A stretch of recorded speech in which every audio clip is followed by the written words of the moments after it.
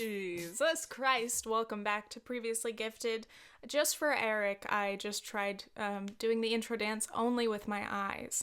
I think it was a train wreck. I felt it was a train wreck. It was probably a train wreck. This is too loud in my ear. Okay, welcome back. So, nice. We're off to a great start. Can you tell I'm a bit rusty? Can you tell I'm a bit tan from my holiday? Let's talk about it. This week's episode is going to be all about the cruise that we went on and we came back from, which means we survived it. Do I have irrational fears of boats, planes, trains?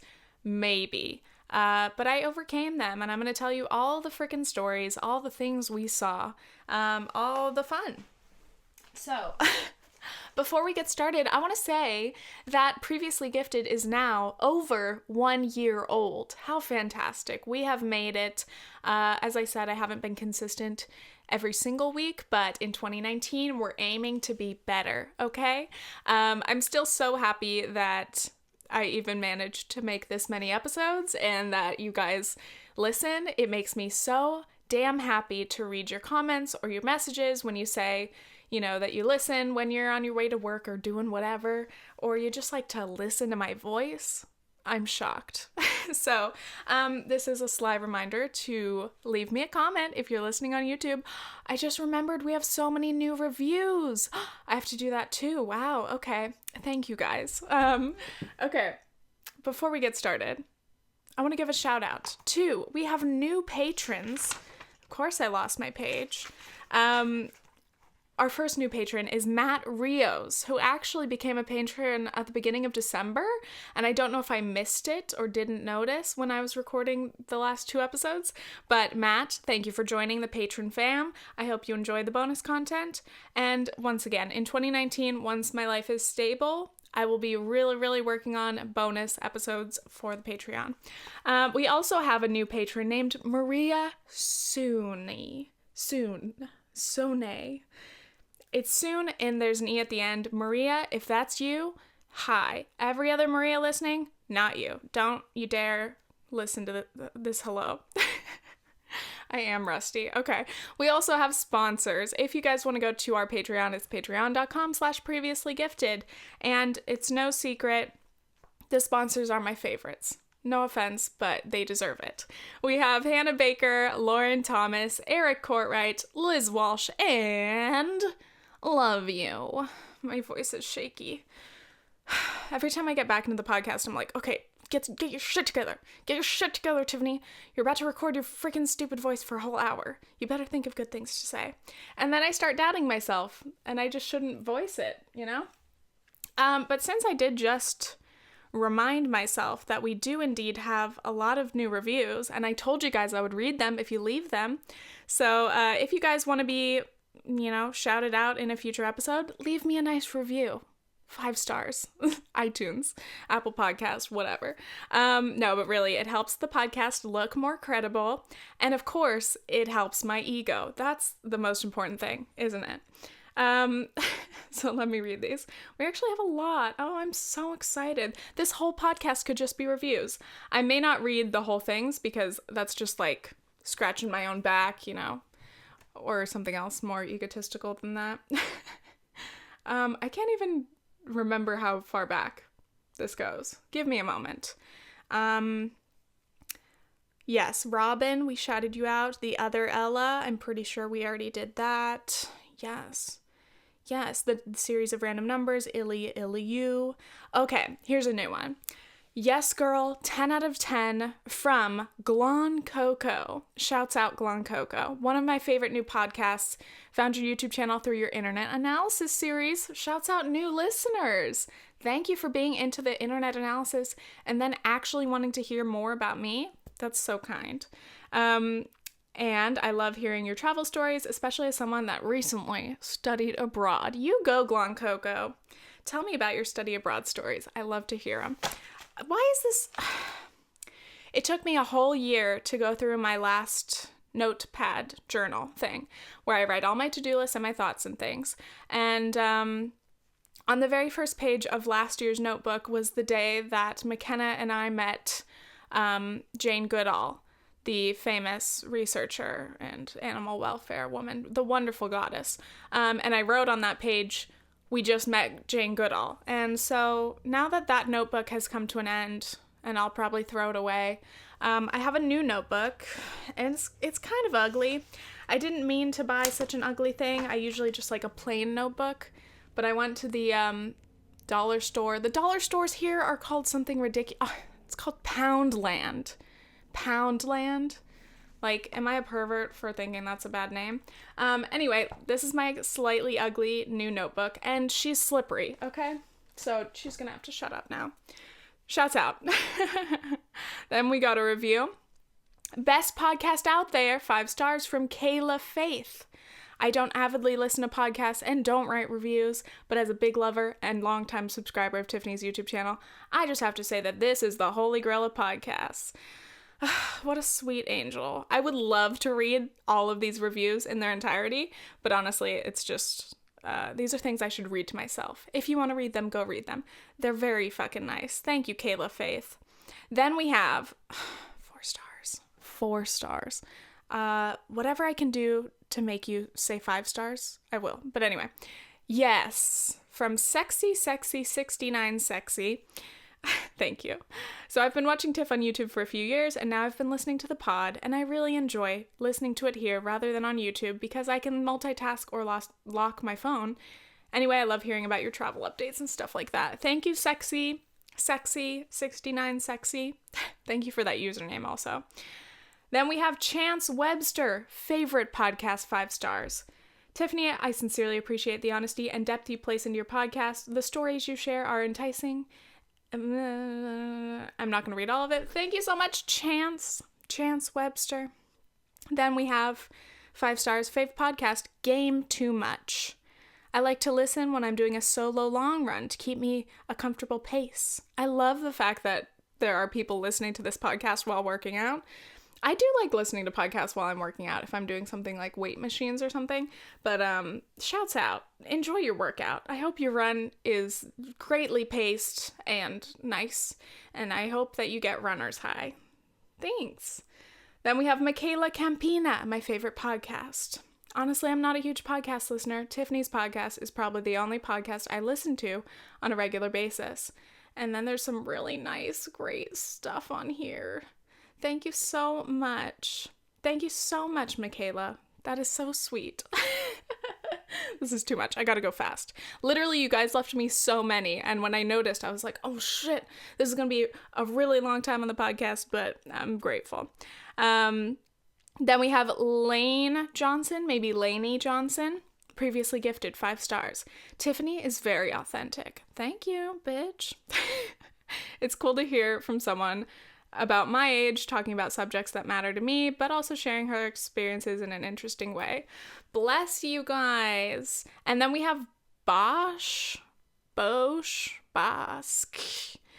Don't know how to pronounce anything. My current go-to 5 stars. Big fan of this pod. I've been following Tiffany since the Tiffany the Prez days. That's how you know you're a true fan. Shouts out to all of you who stuck it out through all of my horrible years. I gotta say, it's been interesting to hear her thoughts as we go through some of the same things in life. She has a relatable perspective on current events, movies, and just everyday stuff. Thank you guys so much. I'm really happy to hear that so many of you don't really listen to many podcasts, but that you take the time to listen to mine. I really appreciate podcasting as a medium, and I was not really into podcasting or listening to podcasts until a couple of my favorite comedians started podcasts, and now it's like my favorite thing. So again, thank you guys so much for listening. Sorry for sucking my own dick there for way too long. But I just want to give you guys shout outs because I appreciate it. Like, I appreciate you taking the time to listen and then taking the time to send a comment or write a review. It makes it so worth it. Thank you.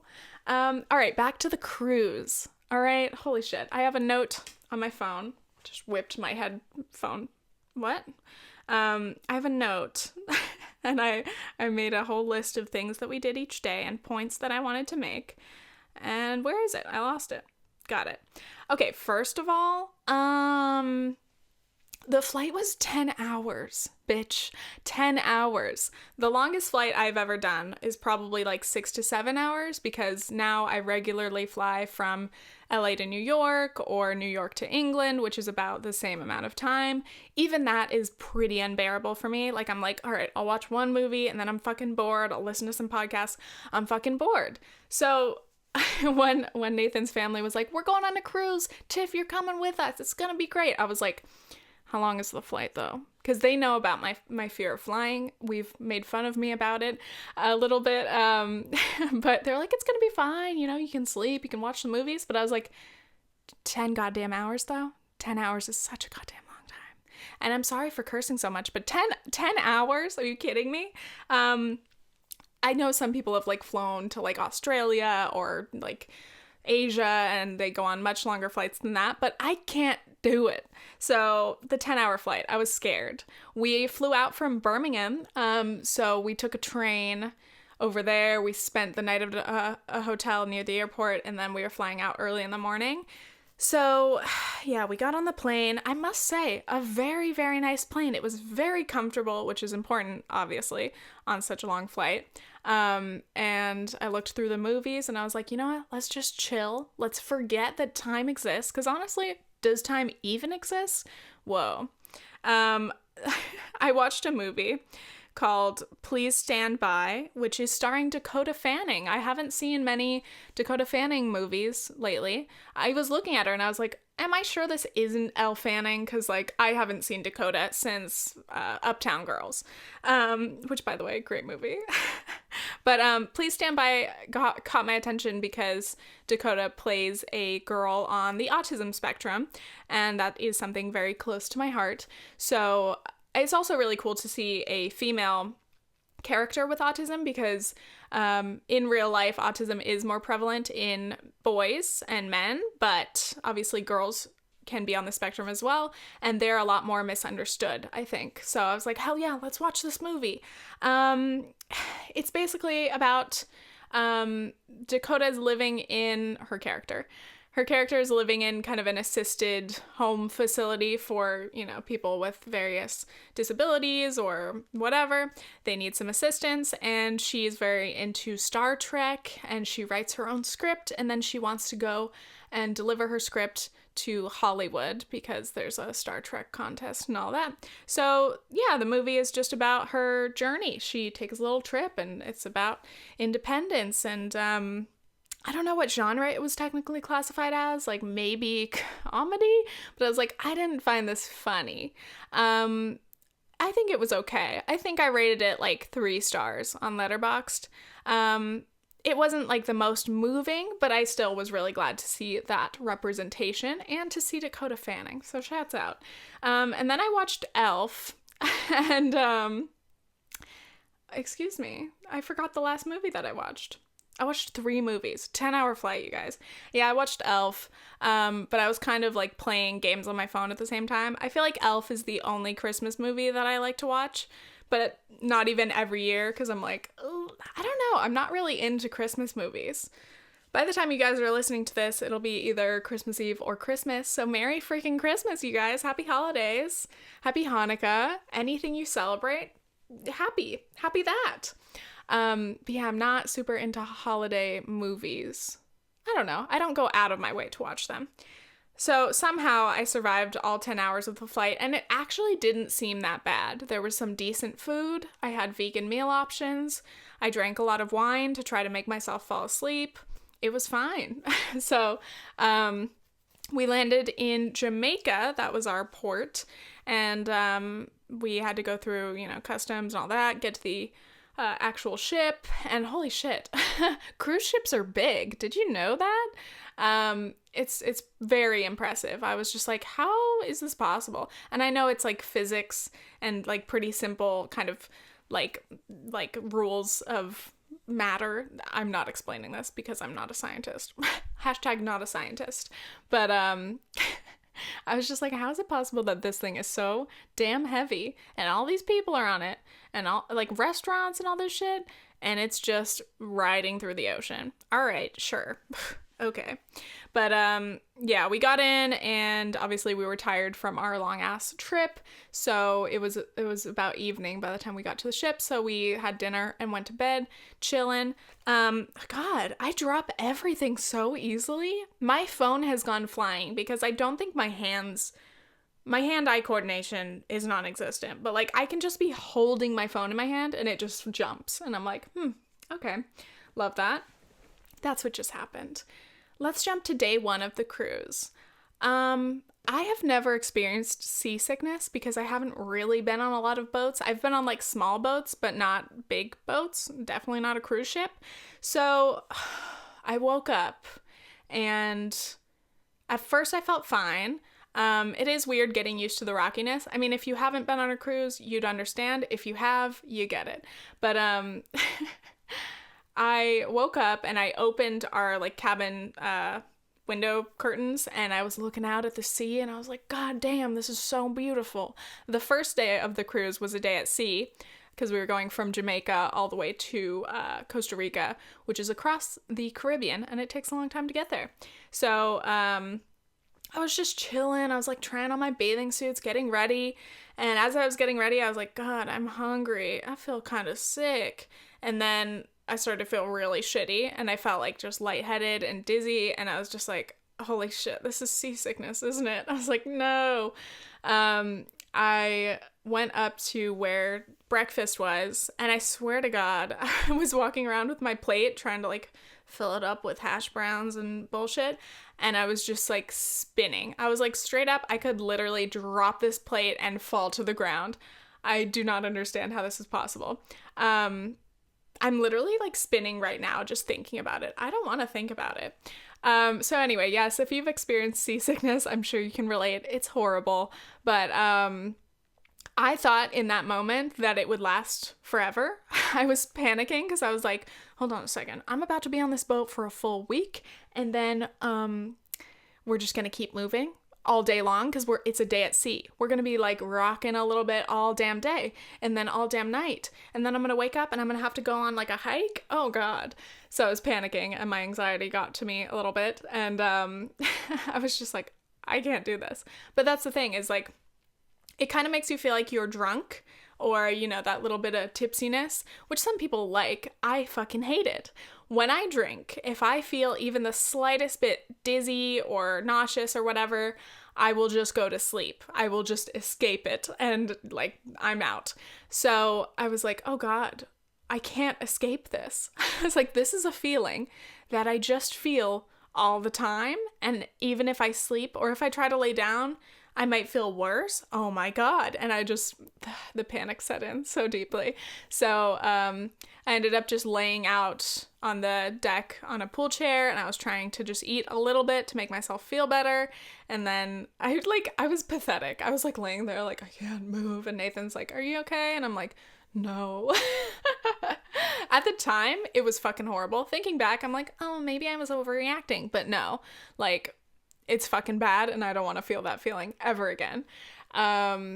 Yeah, I was like, this is rough and now I'm scared and like, what if the boat crashes? You know, just irrational thoughts. But yeah, that was pretty much the whole first day, which was like a bad start to the cruise. I was like, holy shit, if it's going to be like this the whole week, I'm going to have a terrible time. And I was like, I don't want to have a terrible time. Nathan and his family brought me here and they're really excited and they want me to have a good time because they've been on quite a few cruises and they love it. And they're excited to see like my reactions to things. And I was like, oh God, I feel like shit. I have no joy in my body, but I don't want to like disappoint them and make them think that I hate this, you know? So that was day 1. Day 2, Costa Rica. We were in Puerto Limón. I am not good with a Spanish accent. The port of Limón? Yes. Costa Rica, dude. So weird that I like went there. That's the crazy thing about any kind of traveling for me is like so often I can't actually believe that I'm there. Like I'm like, distance is a real thing. Like we go around the literal sphere of the earth and suddenly I'm halfway across the globe, like in a new place. I don't know. That did not make sense. So in Costa Rica, we had booked an excursion and all of us went along, and it was, straight from the cruise ship to the rainforest. So we got on a bus and we had a guide. His name was Alan, and he was telling us like just things about Costa Rica and things about, their food, their culture, whatever, as we drove all the way to the rainforest. And he was talking about how Costa Rica is a very sustainable place, and their tourism industry kind of sustains a lot of their economy, but they emphasize ecotourism. So they're very much about conserving their natural beauty and making sure that their tourism industry doesn't ruin it, which is great. I mean, obviously, that's how all tourism should be, but there is a lot of irresponsible tourism in the world, and lots of countries have been willing to sell their natural beauty to put up hotels and, everything. But it's really nice to protect, obviously, the rainforest and the animals, and that becomes what people want to see when they come to a place like Costa Rica. So it was great. I was like, hell yeah, this place rocks. I fucking love learning. Like, I felt like I was on a field trip. I was like, this is great. I don't have to go to a museum because we're learning stuff every minute. Also learned that Costa Rica does not have an army, and they use all of that money to fund free education and healthcare. I was like, bitch, you are speaking my language. I am into this. Obviously, they're a very small country, but it inspires me to see, I didn't know what to expect. I didn't really know anything about Costa Rica, and I think a lot of people would assume like, oh, this is probably a more rural place or like not a very wealthy country. They probably don't have education or healthcare that's, affordable. I mean, this is coming from the American perspective where we're like, we're the greatest country on earth, but we put all of our money into our military and we don't care to make healthcare affordable or college. We're the greatest, aren't we? But anyway, I was very impressed and happy that that's a priority for them, because I think that makes for a stronger, smarter, healthier country. Anyway, that's it. But yeah, we got to the rainforest. We went to a place called, I'm going to pronounce it Veragua, but I think it's Veragua. Idiot. Veragua? I never took a day of Spanish. Your girl took French, obviously, so I don't know anything. But it threw me back to Southern California. That's my biggest, place of being exposed to any sort of Spanish language or influence. But anyway, we learned about frogs, toads, snakes, butterflies. We went through these really cute little rooms, and then what am I reading? I'm like trying to read my notes while speaking. That doesn't work. We went on this gondola like down into the rainforest. We saw some monkeys. We saw sloths. That was Nathan's sister, Cara. That was like her number one thing, was like, I want to see a sloth. We saw so many sloths that day. And Nathan kept pointing out that a sloth is what I am. And I was like, you know what? All right, I'm not going to fight it. It's kind of a basic thing to say. I'm a sloth. I love to sleep. But like, it's kind of true. So overall, the day in Costa Rica was really wonderful. It was like an 8-hour tour.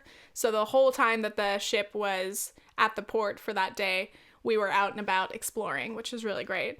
I have something written down. My hypocritical travel pet peeve is when people fucking go crazy to get a photo. So we were on, most of the people on our cruise were a bit older, a lot of retired couples, but yeah, so on our tour along with us, there were quite a number of older people, but it doesn't matter how old you are. When you go to see anything, like a touristy thing or whatever, it drives me fucking crazy when people only care about taking pictures every single second. And so, for example, there was a time where Alan had like a frog on his hand and people circled him, and from every single angle and every single space, they're like pushing their iPhones. They do the old person iPhone thing where they're like, and it's just like, Jesus Christ. Like, those are not good pictures. You are not taking good pictures. Just step back and look at the frog in person for a second.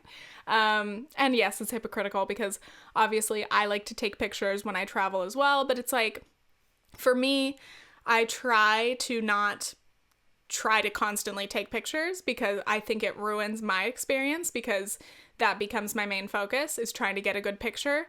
Like we were on this little boat going down a river, looking at, wildlife that were just around. And there were like monkeys up in a tree. And again, like people like rush to the other side of the boat and they're trying to squeeze around people to get a picture of monkeys that are far away in a tree. It's like, even if you zoom, it's not going to be a good picture. How about we just sit and look at the monkeys, Like, I don't know.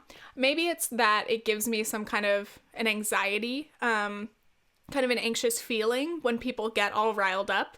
I feel like as a group, I can feel the group anxiety. I don't know if I'm just a very sensitive person. Yes, I am.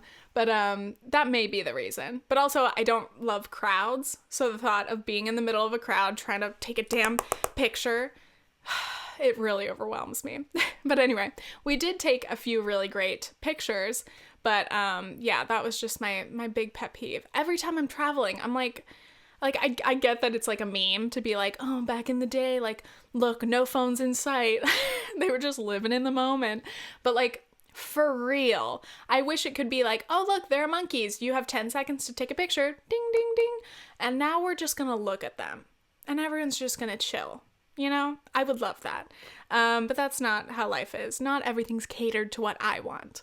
But I do hope that those other people on the trip with us got some good pics of the damn sloths. That was the thing. We'd be driving by and they'd stop and be like, look, there's a sloth in that tree. And we couldn't see shit. And the guide would like have his little laser pointer and be like, see, look, she's all curled up right there. The sloth was literally like in a ball to where we couldn't see her. But people were freaking the fuck out to take pictures all day. That happened like 3 times, 3 different sloth sightings. And then right when we went to go on the boat, there was a sloth like in the tree right next to us. So like it was actually close and people could take really good pictures. So we did that. But again, like you see people trying to take a selfie with a sloth in the background.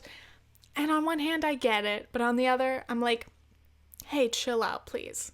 But then I'm like, you know what? If a sloth were like my absolute favorite animal and I have come all this way to Costa Rica to see a sloth, okay, I'll take a damn selfie with it. I don't know. Again, I don't like to roast people for what they like, but like sometimes it's annoying. That's what travel is all about. That's what life is about. All right, I'm going to take a quick break and then we will get back into all the other things that I did on the cruise. Hope you guys are enjoying it. I have to like let my anger go down because I just brought it all back up thinking about crowds of people trying to take a damn picture of a sloth. Okay, bye.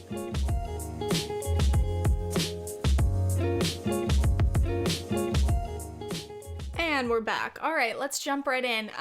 Day 3, we went to Colón, Panama. So obviously the big sight to see in Panama was the Panama Canal, the historic, amazing, groundbreaking canal that allowed trade to pass directly between the Pacific and Atlantic Ocean, if I am correct. It's pretty crazy because I don't think I really learned much about the Panama Canal in school other than a passing like, oh, it was a very important thing, boom.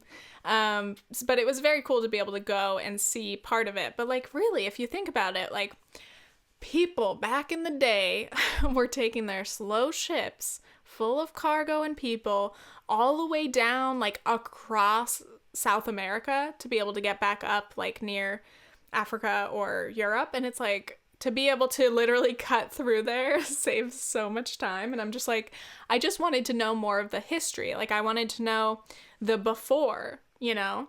So anyway, I'll jump into that. But so day 3, we didn't book an excursion. We just thought, oh, we'll get a taxi. We'll take it to the nearest observatory place for the canal, and we'll just go there. We had a very sketchy and difficult time trying to find a taxi. And this was not something I anticipated because this is my first time traveling in like Central or South America, like in a place that predominantly does speak Spanish, and I don't know any Spanish, but I don't know. I mean, depending on where you travel, you have a different experience. But I try to not be a super touristy tourist, but sometimes it's just so obvious. So we were coming off of the boat, And first of all, we were just like flooded with people trying to, as it is, they're either vendors or they're trying to get you in a taxi or they're trying to whatever. As we're walking out of the port, it's just person after person following us going, we'll take you here, take this trip, taxi, this much money, like whatever. And we were just like, no, thank you. Trying to find our way out to like a clear spot to just get like a calm taxi, try to get a fair price. That's another thing is like, when you're in a foreign place, you don't really know what a fair price is for a taxi or like anything. And so you don't want to get ripped off because obviously you're coming out of a cruise ship port, you're a tourist, like you don't know the area. These taxi drivers can bet that you don't know what you're doing. And they can kind of name their own price because these taxis don't have meters in the way that, American taxis do. So it's kind of like you don't want to get taken advantage of. But you don't exactly know what's fair. So we went out there and again, we were like, we were trying to find a big enough taxi that could fit all of us. There were 6 of us. So we'd need like a big van or something. But most of the taxis are for 4 or 5 people. So we would go up to one taxi and ask the price, and then we'd get swarmed by other drivers and they'd be like, hey, come over here, trying to pull parts of our group in different directions. And we're like, wait, hold on. What's the price? And again, there's the language barrier there, which is our fault for speaking English and not knowing any Spanish, coming to a Spanish speaking country. But yeah, it's just very overwhelming. And it made me feel so like strange, because for most of my travels, it's mostly been through Europe, which mostly, you can always find somebody who speaks English and can understand you, but it's such a privilege to be an English speaker in that situation. You can travel all over and you can bet that most people will be able to speak your language, but I felt so like insecure that I didn't know Spanish. I wanted to be able to negotiate and ask questions, but like I didn't know enough Spanish. Like I know probably like 10 words in Spanish, honestly. It's pitiful. But we did finally get in a taxi and we were driven to the observatory. We got there, we paid for our tickets, we went and watched a little informative video, but the video like sucked. It was like 10 minutes and at first I was like, oh cool, we get to learn. But it spent most of the time talking about the most recent like lock of the canal. And on one hand, it was interesting because it's modern and it was just put in a couple years ago, so it was a big deal to Panama and to the whole canal. But I was like, I wanted to hear kind of the origin of the canal in general and the whole history of it and the impact way back 100 years ago. So the video didn't really satisfy me. But again, I'm like, I'm not running this observatory. Who am I to say what they should put in their tourism video? But yeah, we went and it was cool, and it was nice to be able to check off that we have seen such a significant place or, piece of infrastructure. Next on my list for day 3 is about bingo. We were playing bingo a lot. There's bingo every night on the cruise ship. You pay $5 for your 3 tickets and then you do 3 rounds of bingo, and every night the prizes increase and there's a jackpot which you win on the last day most likely. But we just went because it was a nice thing to do at 6 p.m. So we would go to bingo, and their bingo is a little different than the bingo that I'm used to. I'm used to like B16 N42, and then you have to spell out bingo or make a line. I haven't played a lot of bingo in my life, to be honest. But this bingo is just numbers, and you have to fill out every single one. It's the full house, and then you call out bingo. But also sometimes they call out house. And I was like, why would you call out house? But I guess full house, whatever. I got anxiety thinking about, my whole podcast is like, the cruise made me anxious because, more like, I am anxious in a lot of situations. I was anxious thinking about how I would say bingo. It's like when you're in class and you're scared to be called on because you don't know how you'll sound out loud. It's like bingo, bingo, bingo, because you want to be loud enough to be heard. Otherwise you will lose your chance. Anyway, I didn't win that first day, so I was like, this is all for nothing. So the way that they call their bingo made me laugh at first, and then it made me annoyed, and then it made me laugh again. So let me try my best English accent. Here we go. 23, 2 and 3, a duck and a bee, quack, buzz, the number 23. And I was like, what the fuck is this? What are you saying? So like for each number or different things, they would like say a little joke, and there were like different people doing bingo throughout the week. So we got to see a couple different personalities, but they kind of all did the same thing, like the quack buzz, like what is that? Quack, quack buzz. How do they do that? I can't quack buzz that fast. They'd be like, 11. The next number is 11. 1 and 1. Those legs 11. I can't fucking whistle. Thank you, whistlers.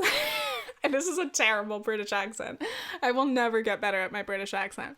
What else? 1 and 4 is to knock at the door, the number 14. And I'm just like, what is this? But they go so fast that it's like heads down, you just fill in your numbers and you do your little boop, boop, boop. And then somebody calls out and everybody groans because they didn't win. Whatever. It's fun. So we played bingo like every night. Why did I? That was the third night? Yeah. The thing that happened on the the third night was this girl was doing the bingo calling, and she made some jokes. I don't know. Oh yeah, she fucking quacked really loud.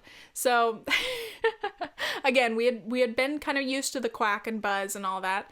I don't know. I'm trying to like recall all of the little jokes that they made. So like, for example, 23 again. We have the number 23, 2 and 3, duck and a bee, quack buzz. But she quacked so fucking loud, it made all of us jump. She was like right in the in the microphone. 2 and 3, a duck and a bee, quack buzz. The number 23. Sorry for all of you headphone users out there, which is 99% of people listening to a podcast. But yeah, sorry, I just wanted you to experience what we experienced. So this lady was wilding out, and we're like, oh shit, she's bringing bingo to the next level. And then at one point she was like, and we're moving on, the 51st call. She's like, wait, I'm bad at grammar. The 51st call. And it just made me fucking laugh for like way too long. I was like, 51th? This is a grown-ass woman, and she just said 51th. Anyway, it blew my mind. Thank you, bingo lady. Day 4, we were in Cartagena, Colombia.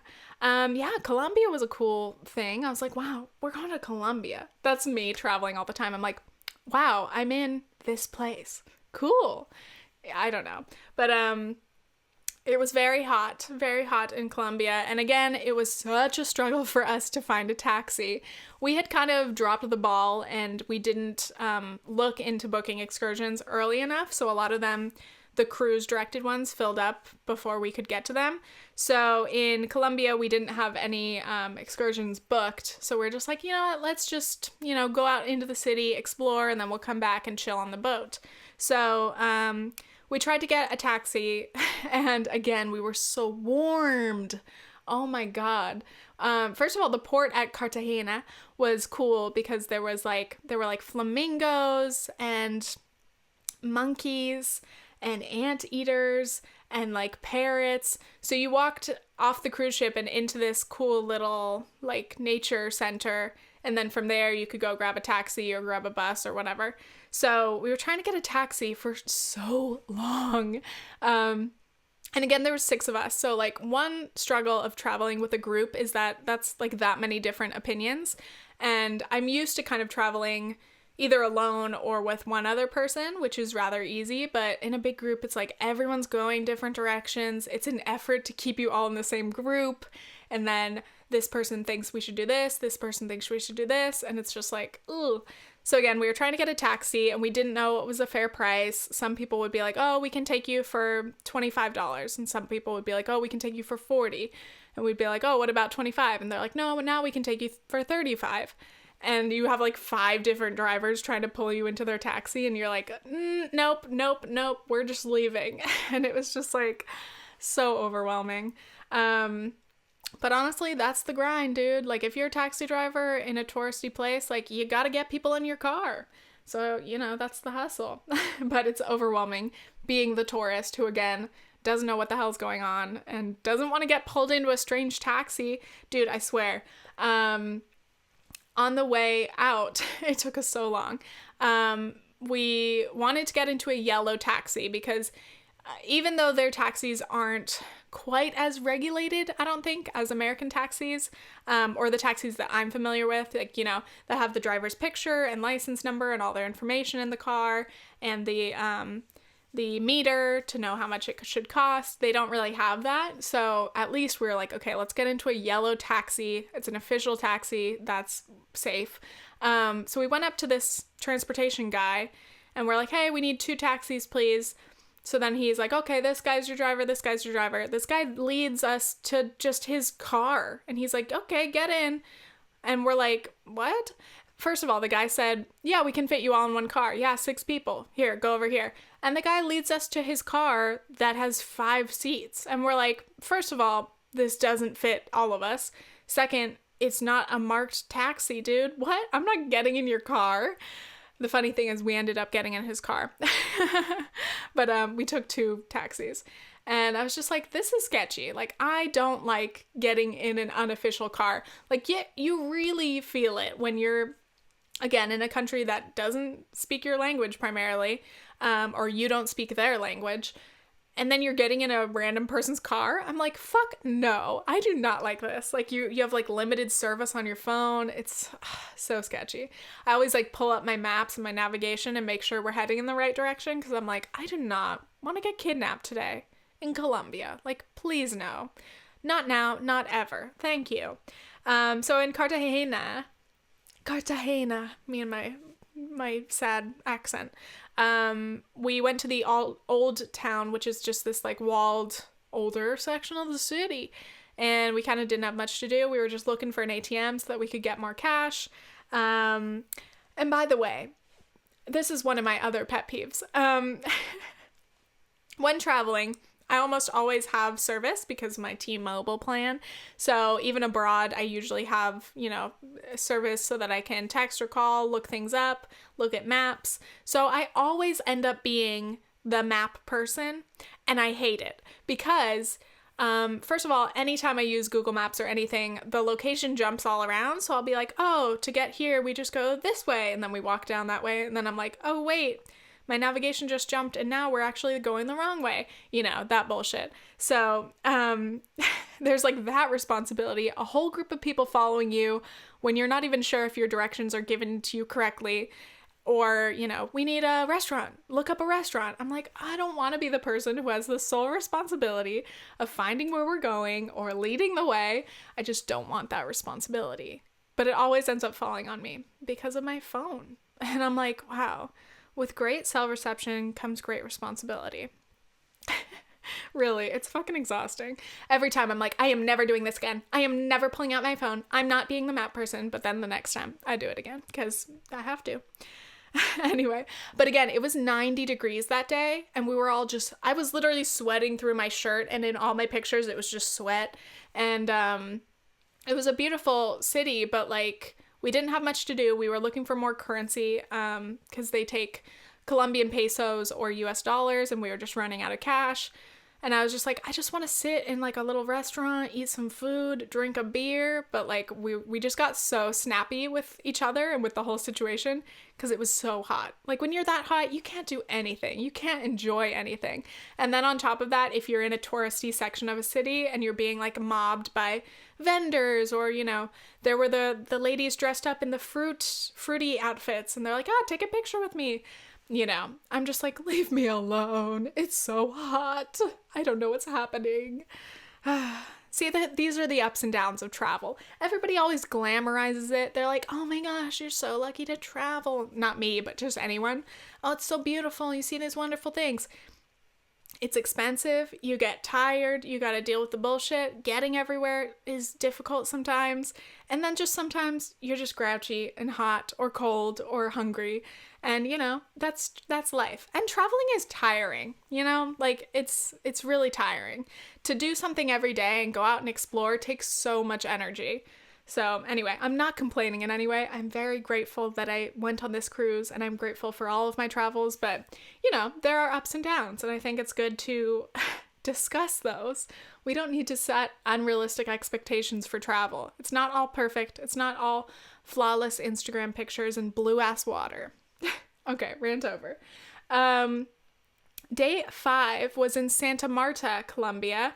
So again, we didn't have an excursion, and that's kind of like a beachy town, and there are a lot of great beaches within, a couple miles of that area, but we didn't have an excursion, so we were just like, let's just leave the port, look around, and then get back to the boat. So, the funny thing is, they had these shuttles for the cruise ship, and we're like, oh, cool, we get a ride, that's great. We got in the shuttle, and it drove for like 2 minutes, and then we got out, and we were still like within the port. Like, I was like, what was the point of this ride? But we get out, and then again, we got mobbed by vendors and, people along the beach. It's obviously not like a local area or like not the best beach for hanging out. It's a port, so it's gonna be mobbed with people who are trying to sell stuff. That's just how it works. It's just overwhelming. I think, I don't like crowds. I don't like strangers. I don't like people getting in my bubble. So the combination of all that, I'm just like, this is a lot for my senses. But Santa Marta was beautiful, and I wish we could have explored more. But again, next time we go on a cruise or travel or whatever, we will look into excursions in advance. But I have one note on here. So we explored the beach a little bit, took some pics, and then walked back, got back on the pointless shuttle, and my philosophy I have written down. My bus or plane philosophy: sit the fuck down, honestly. Like, okay, every time a plane lands, everyone stands up, and then they all sit and get impatient, and they don't get out of their damn aisles, and it just bothers me so much. And then same thing with a bus. Like, as soon as the bus stops, everyone's standing and trying to get out at the same second. And I'm just like, everyone needs to chill. How about we sit? Like, you're at the back of the bus. You're not going to get out until everyone in front of you gets out. That's obvious. Why don't you just sit down? Sit down and calm down, But again, that's just me. I get it. Some people just want to try to be out there first if they can. You're not gonna, because you're at the back of the bus. But it's fine. You could try, but you're not gonna. Anyway, I'm sorry that this is like mostly travel pet peeves, but obviously the best and most wonderful parts of the cruise probably aren't the most entertaining to be told about. Like, I'm like, wow, the water was beautiful and the food was really good and we got so many drinks and we had a great time. Everyone's like, yeah, tell us more. Anyway, on day 5, we played bingo again, and guess what? I fucking won. I won in the second round, which was worth 25 pounds. And as it was happening, I was like, oh shit, I'm getting closer. I have 2 numbers left. I have 1 number left. And then my last number was called. And I swear to God, the sound that I made was this. Ah! And this was a big ass room. So like, you're supposed to be loud and really vocalize when you say bingo or house. And instead I just went, ah! So much so that, Nathan and his siblings had to help me and yell bingo with me because my stupid ass forgot how to speak and forgot how to play the game for a moment. And you have to call bingo as that number's called, because if it moves on to the next number, it's invalid. So anyway, they just made fun of me so much. They fucking roasted me. They're like, what did you say? And I was like, I just went, ah. In my mind, my plan was to be like, it actually doesn't make sense now. But I was just going to be like, what? Nope, that still doesn't make sense. What was I thinking? Truly. Why didn't I just say bingo? What? It's a word, at least. I don't know. And then I was like going over it in my head, regretting every moment. I was like, God damn it. I messed up my moment. I look like an idiot. But I won 25 pounds. I finally freaking won. I'm the only one out of our group that won bingo. Okay? Is it completely random because we bought tickets and then handed them out to each other? Yeah. Does it take any skill to win bingo? No. But I won, so I get to feel good about that. All right, I'm going to explain the last 2 days of the cruise in a moment. I'm going to take a break because I think that my nose is running. See you in a second.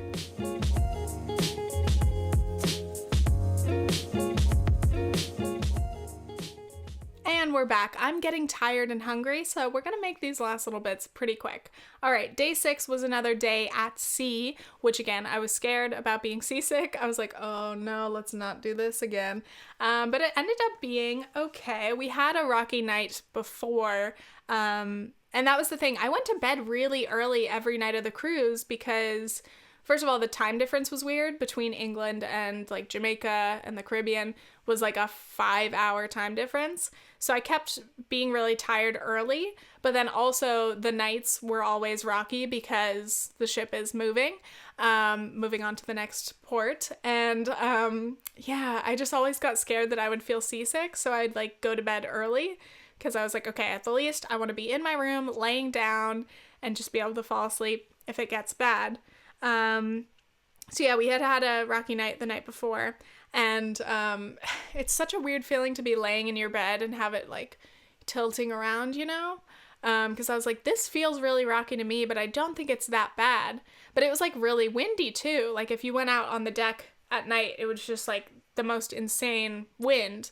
And I was just like, how is it possible that this boat works? You know, how can a boat like be in a storm or go through rocky waves or whatever? And how is it all chilling, you know? But then I would look at like my wine glass and be like, this is like not even moving on the table. Like it must be fine. So anyway, we, on the day at sea, we went on a behind the scenes tour. So that was like a whole tour of the ship behind the scenes, naturally. So we had a little chat with the captain of the ship, and people got to ask questions, and then we got taken through all the little corridors and crew areas and, you know, all the cool backstage kind of stuff, because I mean, cruise ships are very impressive, just everything, like how they keep everything running and stocked and clean, and there's obviously so many people in the crew, like you barely see them other than where they're working, so like you just know it's like Disneyland, like where are the underground tunnels? So it was cool to see that. But during the captain's little chat with us, we were asking about, you know, bad weather and stuff and what his experiences were. He said that the night before, when we felt like it was rocky, and people are always like, hey, that felt really rocky. How bad was that compared to like the worst you felt? He said last night the ship rotated about 2 degrees. So if you think about it, that's not a lot. He said that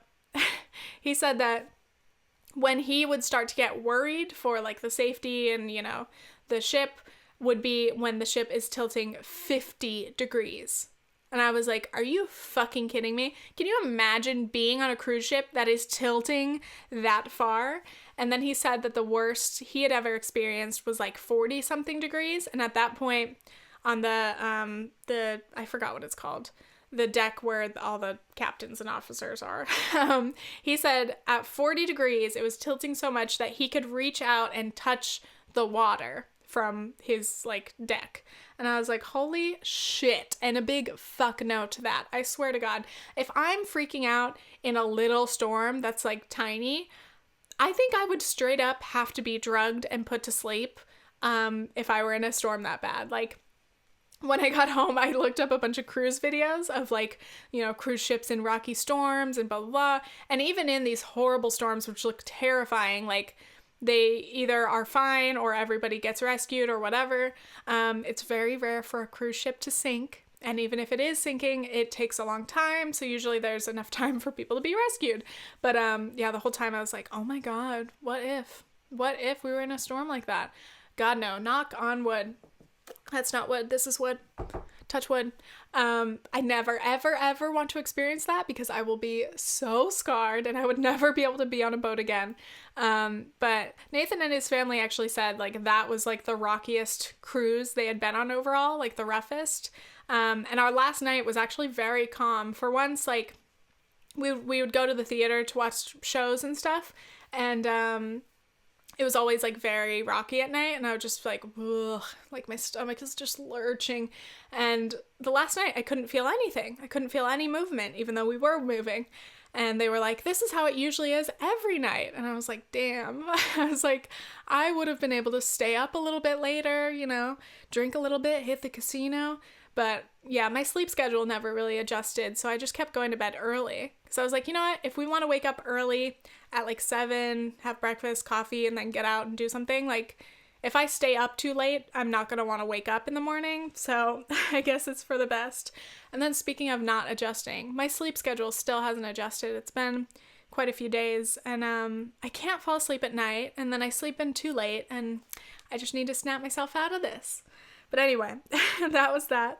And then on the very last day, we came back to Montego Bay, Jamaica, and we had a little bit of time, so we went and visited the Hilton, I think it's called the Rose Hill, but that's where Nathan's parents were married 27 years ago. So it was really cool for them to be able to go back to where they got married, and for, you know, Nathan and his siblings to see that. But fucking Montego Bay is gorgeous. It is gorgeous. Oh my God. As soon as we got to that hotel, it's very nice. It's a Hilton, obviously. But it's like beautiful.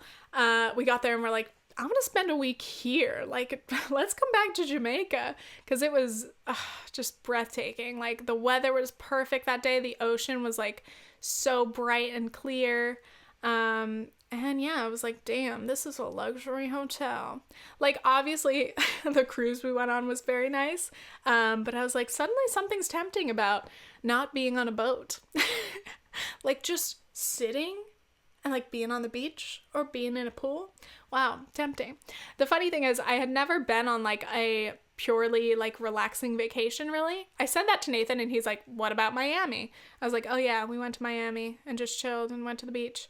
But I don't know, usually when I travel, I'm like going to see someone or family or whatever. So I don't really just travel for pure relaxation often, but it was so beautiful. And I was like, you know what? I'm going back to Montego. I'm going back to Montego Bay when I can. By the way, I had Kokomo by the Beach Boys stuck in my head, as always. Aruba, Jamaica, ooh, I want to take you. Why am I forgetting the words? Aruba, Jamaica, ooh, I want to take you to Bermuda, Bahama. Come on, pretty mama. I keep forgetting the words. I'm like, I know this song, I promise. Montego, baby, why don't we go Jamaica off the Florida Keys? I did not need to grace your ears with my horrendous singing, but I did it, and I'm sorry. Go listen to The Real Kokomo by the Beach Boys. It's a fucking bop. Yeah, and then on the way back, we obviously had our flight, but we had good news. It took all day to be able to get to the airport and have our flight. Like, we explored a little bit of Montego Bay, and then we went to the airport at like 3, and our flight wasn't in until 6, so we were just kind of chilling and bored in the airport for a couple hours. And then we got on the flight and they were like, our flight time today is 8 hours. And I was like, oh, wait, what? I was like, the flight is only 8 hours and not 10 hours? Because of whatever aerodynamics, I don't know. Our flight was only 8 hours, and it's at that time it still seemed like a fucking long time, but to fly 2 hours less was so great. So on the way back, I watched a horrible movie called Home Again with Reese Witherspoon, and basically she's like a 40-year-old single, like divorced mom. She has 2 kids, and she like goes out one night and meets these 3 young filmmakers. One of them is Nat Wolff, and like she hooks up with one of them who apparently is like 27 but looks like he's like 22. And the whole movie is about how she lets them move into her house in Hollywood, and like it's such a fucking terrible movie. The whole time I was watching it, I was like, this is trash. Like, this is a bad movie. I'm so excited to rate this 2 stars on Letterboxd. But I watched the whole thing anyway, because when you're on a flight, you can't be picky. You just need time to pass. But technically it was an overnight flight because we were getting back to England at 7 in the morning. And so I was trying really hard to sleep. And usually I can at least sleep a little bit on flights, but for some reason that time I could not sleep at all. And I felt like tortured because like I just could not fall asleep, and I was so bored and so tired, but I couldn't sleep. And like Nathan says that he never sleeps on flights, but he was sleeping for like a full 4 hours of that flight. And I was just like, it's so weird. Like, being on a plane is weird because you're just like, time just has to pass. I will just sit here, eat some snacks, drink some drinks, go to the bathroom many times and time will eventually pass, but it's excruciatingly slow sometimes, and I was so happy to get back. But then we were in Birmingham again, and then we had to take a 3-hour train, and I was just so exhausted. We got back here finally, and I just like fell on the bed and took such a long nap, and I felt so nice. And I still haven't adjusted my sleep schedule. But anyway, I hope you guys enjoyed today's podcast and my cruise journey.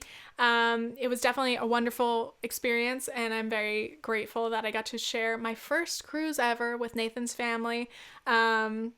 I definitely would want to do a cruise again sometime, but it would depend on where and what the weather is, and honestly how rough or calm the seas are, because I don't want to be seasick or dealing with rough weather again. But anyway, thank you guys so much for listening, and stay tuned for another episode next week. Thanks. Bye.